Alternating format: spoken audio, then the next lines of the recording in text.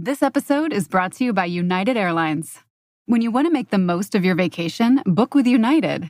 They're an airline that cares about your travels as much as you do. United is transforming the flying experience with Bluetooth connectivity, screens, power at every seat, and bigger overhead bins to help fit everyone's bag. And with their app, you can skip the bag check line, get live updates, and more. Change the way you fly. Book your next trip today at united.com. I'm James McComb, reporting live from home in my bathrobe and slippers. Tonight, we're talking Dunkin' Polar Peppermint Coffee. Gene's here with the latest. Gene, do you copy? The home with Dunkin' is where you want to be.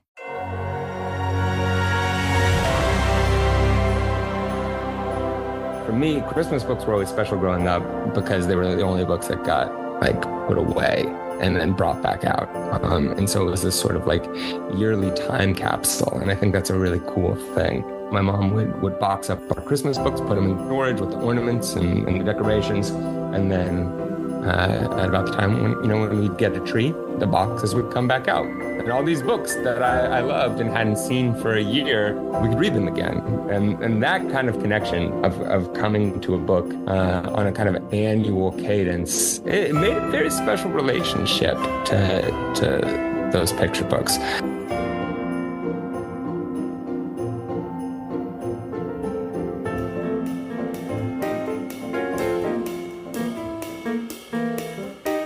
Hey everyone, I'm Bianca Schultz from the Children's Book Review, and this is the Growing Readers Podcast.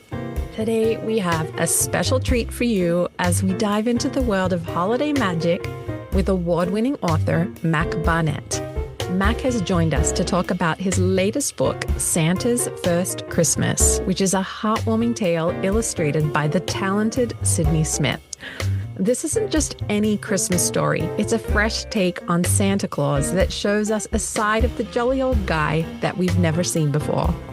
Mac and Sydney have created a new classic that reminds us all about the true spirit of the season. And as you probably know, Mac Barnett is a New York Times best-selling author who has delighted children and adults alike with over 22 books, including Leo, A Ghost Story, and The Case of Mistaken Identity. From ghost stories to mysteries, his imaginative tales have captured hearts around the world. So grab a cup of cocoa, get cozy, and join us as we unwrap the magic behind Santa's First Christmas with the wonderful Mac Barnett. But before we dive in, here's the synopsis.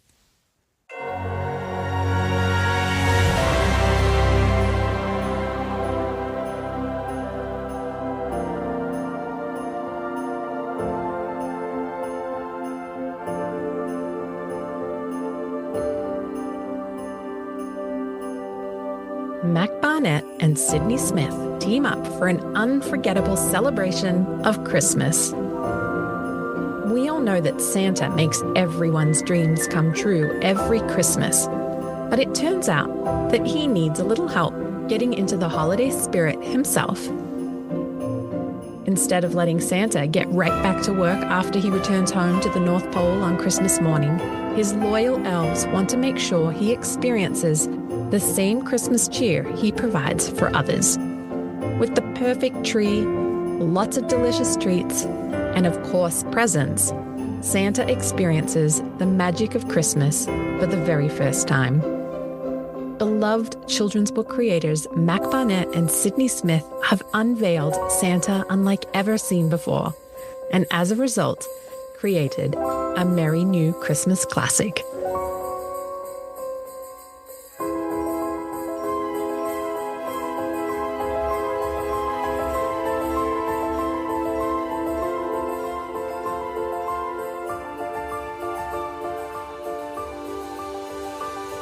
Hello, Mac. Welcome back to the Growing Readers Podcast. Thank you so much for having me back. It's a pleasure. I had such a blast with you and Christian Robinson. It was like a year and a half ago. It actually doesn't feel like that long ago to me, but I loved that episode. And so I just really hope that anybody that didn't get a chance to listen to it will go back, because you talked a lot about what guides you and drives you. But something we talked about was your day-to-day practices, and your response just made me laugh, because you said you don't really have a day-to-day practice. And so I wanted to check in with you and just see, in the last year and a half, has anything changed for how you go about your day and your process when you are creating books? No, it's still a mess. It's still a total mess. So we have a 3-year-old, and he is in preschool. So there's a much more constrained window. This year he's at school from 8:30 to 4. So it's basically from 9 to 3:30 is this sacred period of time that I have to work. And I feel like I blow it every single day. It used to be back in the day, I would have 12, 14, 16 hours to absolutely waste every day. And now, with time being so precious, I only have, 7 hours to waste every day, but I still waste them. I have no routine. I don't have any word count or set number of pages or time set aside. It feels like every day stuff is falling on top of me. Things are landing in my inbox, or books are piling up for me to read, it's a mess. It's a total mess. I'm a mess. I like anybody who's disciplined. I envy and honestly resent a little bit. I resent when I hear people talk about their orderly writing lives. Yeah. Yeah, I hear you. Now, so something that I do every day is, so I have 3 kids, but my youngest is at the elementary school, and across our street, we have a playground, and I walk across the street to meet him every afternoon, just to have that connection point and some time between him coming home. And then I go back to work once we get back. But I don't know about you, but it's that 30 minutes right before I'm about to go and meet him at the playground. So essentially pick him up from school, when everything starts kicking in, and I'm like head down, and I feel like I always have to stop when I'm like finally got my momentum. Yeah, very much so. That actually, I relate to that. I am like that's a peak awakeness time for me is the afternoon. I'm not a morning person. So yeah, 3 o'clock to 8 o'clock. That's normally a great time for me to work. And it's basically non-existent. I've had to trick myself into believing that I'm a morning person now. And it's not when I'm supposed to be working. I like the afternoon. I really loved back in the day. I loved late at night, like midnight, 1, 2, 3, 4 in the morning. That was my favorite time to write, when everybody was asleep. That like sense of quiet, just sort of like citywide quiet, was really conducive to writing. But those days are gone. Now you have new, different, exciting, and you're probably going to get so much inspiration from just your son in general. Have you noticed that? It's funny. I think that, yes, it does. Like, it puts you in close connection with childhood and with a child's experiences. And I do think that some sort of close connection to children's experiences is a prerequisite to writing good children's books. I will say he's like a very different kind of reader from the one I was. He loves trucks and trains, transportation, logistics. I was much more animals tricking each other. That was my favorite kind of story. And Rafe likes those too. But I've had to learn a lot about trucks. And I don't know, maybe if you see me write like about a fire truck, then you'll know, like, yeah, Mac got influenced. But honestly, I think that kind of the fun of books and literature and the great thing about them, I'm learning about transportation alongside Rafe. This is not a base of knowledge I have. And there are these books out there, these stories that he connects to so deeply, stories that I could not have written or told him, stories written by people who share that enthusiasm and that point of view. And I think that my role as a father and my role as a children's book writer, those are sort of two different roles. And sometimes the role of parent and children's book writer can be complementary, as in this case, where there's this like vast well of knowledge, enthusiasm, and experience that I don't have access to, but Richard Scarry or Anne Rockwell or Donald Cruz can come in and supplement.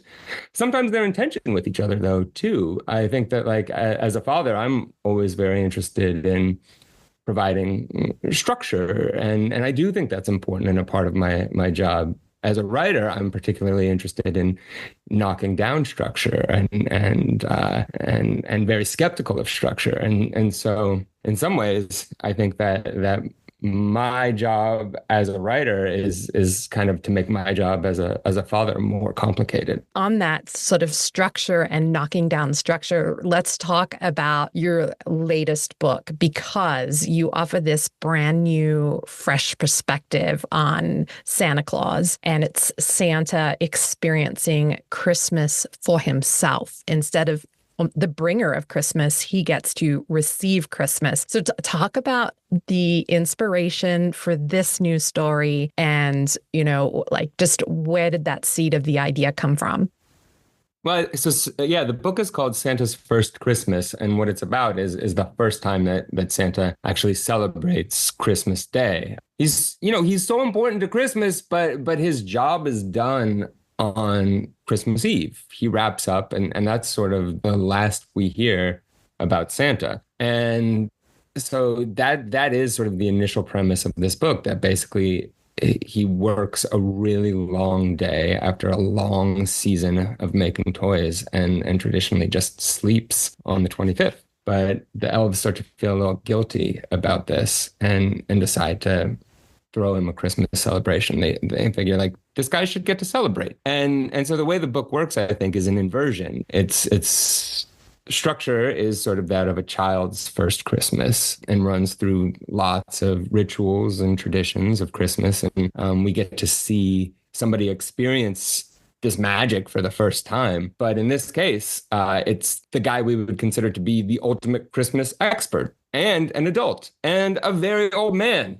And so you have this authority figure brought to the place of the child. And if it is a child learning these traditions for themselves, they get to have Santa as a companion. And then if they know this stuff, it's always fun to know more than an adult. It's really fun to know more than Santa.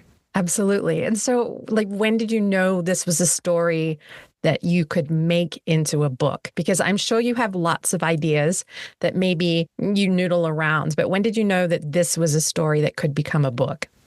Well, it's funny. So last year I had a book called How Does Santa Go Down the Chimney that John Clausen illustrated. And that one is just sort of the narrator is pondering this question: how does Santa get down the chimney? And proposes a bunch of theories, kind of wild theories that John illustrates. And both of those books were written at the same time, in like Christmas time, 3 years ago, maybe 4 years ago. It takes so long to make a book. I don't know. 3 or 4 years ago, I was working on Santa's First Christmas, this book, and I don't know. I don't know when I knew it was actually going to come together and work. This one took much longer to sort of iron out and figure out all the moving parts. In the middle of it, I got the idea for the other one, and then I was in this very strange situation of sending my agent 2 books about Santa at the same time, which my agent is so unflappable. His name is Steve Malk. He's a very good agent. He's, I feel a lot of times I'll send him just like the weirdest book. It doesn't feel weird to me, but I am aware that like it's a strange concept, or that it's like a huge departure from the book that I've written before. And none of that ever bothers me when, as a writer or publishing them, putting out in the world. But the only time I ever feel guilty is when I send them to Steve, because he's the first to see it. And I'm like, oh, is he just going to be like, what is Mac doing over there? And this was definitely one of those where I was like, hey, Steve, here's 2 books. And they're both about Santa, and they're totally different. And he was, as always, just like, great. Well, let's figure it out. So yeah, it was a big year for picture books about Santa for me. Yeah, I think it's 2020. I think it was. I think that was like, October, November, December of 2020 that I was working on these.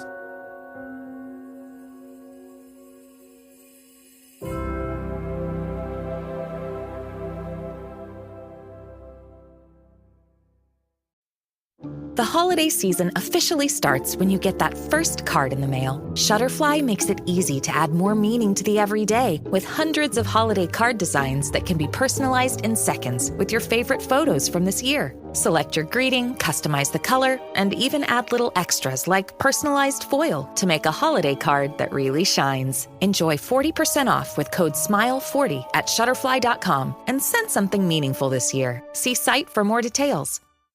Prep for Thanksgiving at Whole Foods Market. Save now on no antibiotics ever frozen whole turkey, just $1.49 a pound with Prime. Sales on brie and select seafood appetizers help get things started. For sides, go with wallet-happy favorites from 365 by Whole Foods Market. And finish with decadent desserts from the bakery. Or get your whole spread catered. Just order early. Get Thanksgiving ready at Whole Foods Market. Terms apply. As you said, from the time you turn in a manuscript and then it becomes a book, that can be a really long time. Which one sold first? Is it in the order that they were published, or? They sold at the same time, but to different publishers. And I think that there was some working out of like the order and some cooperation between the publishers there. John was signed on to How Does Santa Go Down the Chimney? So we had the illustrator already attached there. And I think that one just was a little more streamlined because of that. Yeah, I'm just always so curious about sometimes like the business side behind the books. I mean, we talk mostly about the creativity, but sometimes the business part can dictate when a book releases. And anyway, it's so fascinating. Well, so the story focuses on Santa's loyal elves wanting to give him the Christmas experience. So what really prompted you to highlight this relationship between Santa and his helpers? Was there anything sort of deeper going on there, or it just was just that idea that came to you that you already touched on? That's a good question. I don't know. I think that I can say what's interesting about it after the fact, but when I'm writing, I don't have an agenda that way. I'm just trying to create interest, create emotional interest. I'm not like hovering above the piece. It's very much sort of in it, trying to make the story work. And I think that just came to set up this initial premise that the elves feel bad, and their guilt about just never thinking of Santa this way sets things in motion. The book opens by describing kind of how Santa does his job, and then says, when he gets home, he slept. That's it. And a polar bear who lives in the North Pole, that's when we sort of, after we turn the page and we see that there's a bear talking to some elves, and he's shocked that that's it, that there's no celebration, that Santa doesn't have a Christmas. And the elves have never thought of it this way. This is just how Christmas has always worked for them. And it's this bear, it's this other point of view that makes them see that, things have been lacking a little bit at the North Pole. I don't know. There was no purpose of that except to really have it. I think things work better when, and again, this is after the fact looking at it, things work better when there is an emotional problem that people are trying to solve. Well, since your story shows Santa experiencing the magic of Christmas for the first time, what aspect of Christmas magic were you most excited to introduce to Santa in the story? I think the way we end it with a big Christmas feast, a Christmas dinner. And I love getting together with friends and family and candles on the table and a lot of food and to talk and sing songs on a dark and cold night. That I love that part of a holiday, and I think that that's the moment that this book is building toward. Yeah. Everybody coming together. I just think that this particular story, so even though it's this fresh perspective and take on Santa getting to receive Christmas instead of just bringing it, it feels so nostalgic. And I think it's because of all of the traditions. And it feels like some of the traditional aspects are you know what? I mean, I grew up in Australia and I related. It felt like how we celebrate here in the United States, and parts of it felt European. And it just felt like this beautiful, traditional, just very nostalgic feeling. And Sydney Smith's illustrations, just, I love them so much. And I can never pronounce this word correctly, so everybody can just laugh at me. But watercolor and gouache. Gouache. Yeah, thank but you. I like gouache, I think. And, just claim Australia and nobody can ever say anything. Yeah. Just be like, that's how we say it in Australia. Yeah, exactly. So, I mean, the way I say, I'm never sure if it's narrator or narrator. Anyway, it doesn't matter. I say things straight to you sometimes. But Sydney Smith's watercolor and gouache illustrations, they're just so warm and cozy. And then there's those bright pops of red that are so synonymous with Christmas and Santa. And I felt like when I was looking at each page that they could be on beautiful hand-painted ornaments hanging on the tree. Like, that's just how it felt to me. So I want to know about how you feel about the artwork and this collaboration, and how Sydney was chosen as the illustrator. Yeah, I mean, I love Sydney's work. I've known Sydney for a long time. I think that he is one of the best living painters just in the world, not just working in kids' books. He really knows how to craft a picture book, which not all painters know how to do. But I think that we're very lucky to have him as like I say, as like people who make children's literature. But kids are so lucky to have him too. I think that this is exactly who we want making picture books for our kids, right? We want the best writers, the best painters, the best illustrators, people who have just a very high level of talent, but also a particular understanding of children's experiences and a knack for also constructing a picture book, which is a very peculiar art form. And Sydney has all those things. So it was a dream to work with him. I've been wanting to work with him for years. And in this case, I think this was great. This was our editor, Tamar's idea. She wrote and she was like, what do you think about Sydney Smith for this? And I thought it was inspired. And so they sent him the manuscript. Luckily, he liked it. Sydney and I know each other. So like he got the manuscript officially, and then Sydney texted me and was like, what is going on here? And I was like, yeah, but I was so happy. I was so happy he signed on. And even happier when I saw the work. I agree. I think that it's just so beautiful. Sydney is, I think, very famous for light and color. And I think that there are just some moments there, right? All the Christmas lights on the houses in the North Pole is such a magical moment. There's sort of built on this page turn so there's a 2-page spread and it's nighttime. And it says that they strung the North Pole with colorful lights. Then they counted to 3. 1, 2, 3.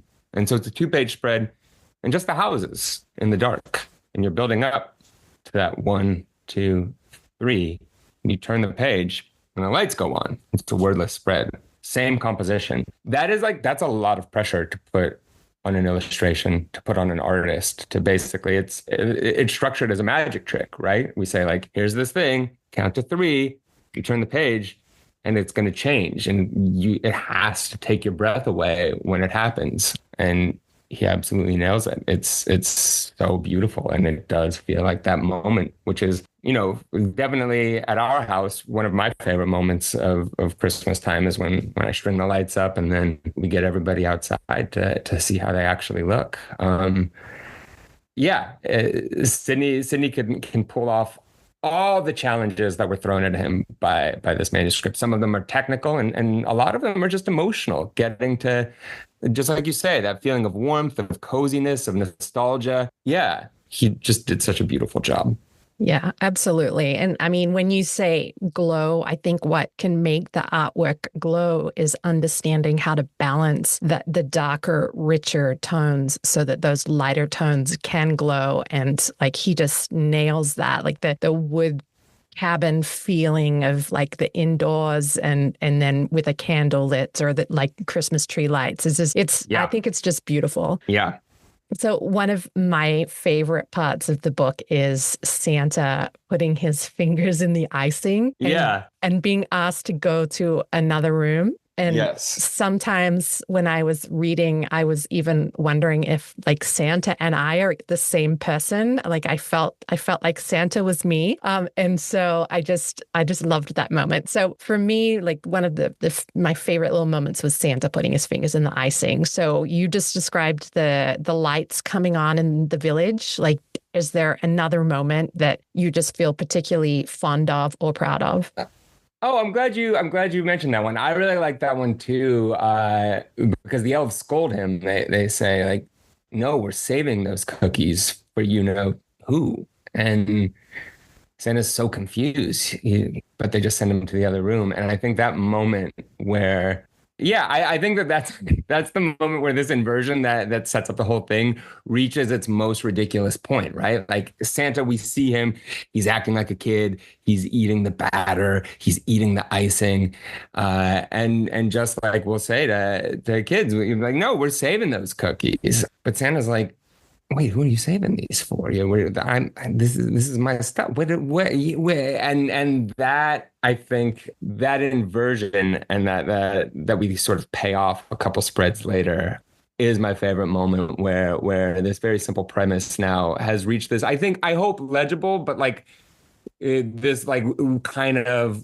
super recursive point. That's always going to be my favorite, where like Santa is so confused because they're saving cookies for Santa. Well, I completely relate to your brief bio on the jacket flap of this book. And I'm not a good singer, but I too love to sing A Christmas Carol. So now after reading the jacket flap, I needed to know what your favorite Christmas Carol is.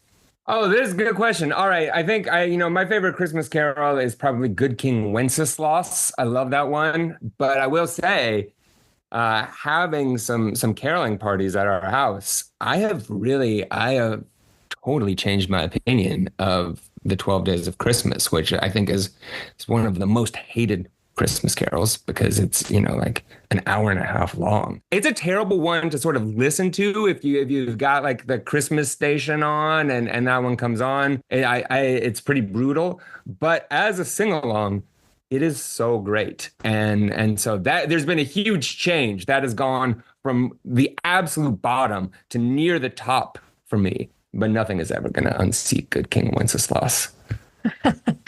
I mean, all I want to like just break out right now is 5 golden rings. Yeah, absolutely.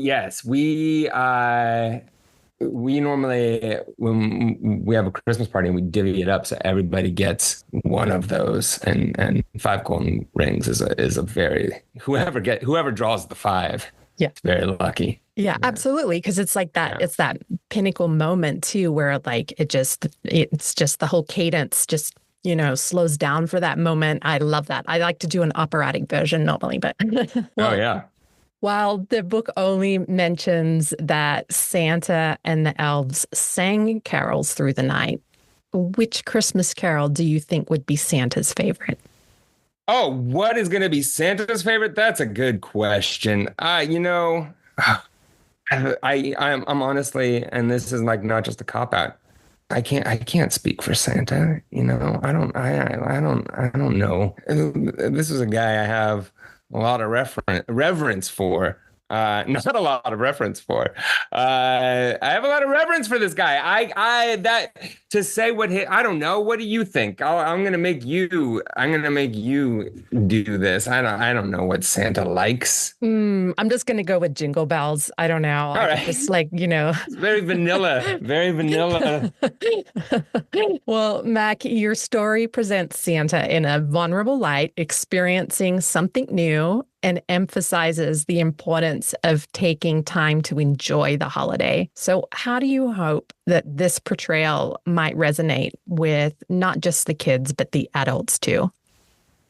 I don't write with a ton of intention or send my books out with a ton of intention in terms of like how they're going to be received or interpreted. I'm in some ways, of course, I have like some hopes or ideas about what they mean or how they could be read, but it also always feels like to say that out loud is to give away the game. I like to the book is the book. The book is the thing, and you can read it and to know what I'm intending for me to call my shot would affect that reading in some way. So I will dodge the question very much, but I will say this, that for me, Christmas books were always special growing up because they were the only books that got like put away and then brought back out. And so it was this sort of like yearly time capsule. And I think that's a really cool thing.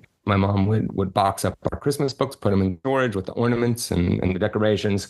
And then at about the time when we'd get a tree, the boxes would come back out. And all these books that I loved and hadn't seen for a year, we could read them again. And that kind of connection of coming to a book on a kind of annual cadence, it made a very special relationship to those picture books. So that's kind of what I hope. That would be a great thing for this book to just be one of those books that gets put in the box and then brought out year after year and read again and again. And that gets to change with its readers. Yeah. Well, if it makes you feel good, this book will definitely be going in our box of Christmas books because we have one. All right, we did. So you've won already. Mac, is there anything else that you want to share about this book, either about the story itself or creation, anything at all before we go? No, I think this was great. Thank you so much for being curious about it. It was really a pleasure to talk to you. Well, Mac, thank you for sharing all of your insights into Santa's First Christmas. I have made a mental note that if you come back on the show, I will not ask you what your hopes are for your book. It's okay. I'll just give the same rant. I love it. I love it. Well, your collaboration with Sydney Smith has truly brought a fresh and heartwarming perspective to the canon of holiday books. It will be going into many people's Christmas boxes, I'm sure. And I'm positive that readers, young and old, will find something to cherish in this story, whether it's those cozy illustrations or the touching moments between Santa and his elves, or just the simple joy of experiencing Christmas anew. Santa's First Christmas reminds us that even those we see as magical, like Santa, can benefit from the warmth and joy of Christmas. And I think it's a beautiful message about the importance of community and gratitude and taking time to celebrate with those that we care about. So thank you for joining us today, Mac. And here's hoping that your book becomes a cherished part of so many families' holiday traditions for years to come. Oh, thank you so much. That was really beautifully put. I appreciate it.